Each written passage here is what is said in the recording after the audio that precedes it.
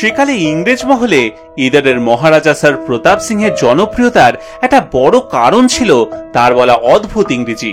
তার একটা উদাহরণ দিই আপনাদের। একবার ইংল্যান্ড গিয়ে দারুণ লাগলো তার। সে কথা এক ইংরেজ মহিলাকে প্রকাশ করতে গিয়ে বলেছিলেন, লেকিন lady, I every time happy this England.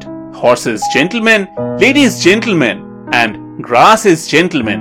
বিলিতি আদব কায়দা নিজে রপ্ত করার চেষ্টা করলেও বিলিতি লোকের ভারতীয় আচার ব্যবহার করাটা তিনি মোটেই পছন্দ করতেন না। সপ্তম এডওয়ার্ডের দিল্লি দরবারের সময় লর্ড আর লেডি কার্জন হাতির পিঠে চড়েছিলেন। সেই দেখে স্যার প্রতাপ বলেছিলেন, great Mughal, he knowing how mount this elephant, you not knowing, you sitting howdah in uniform with English lady. Great Mughal, he mount properly. He dressed in white muslin and squared by himself on elephant's back. You sitting howda, we laughing, you not knowing.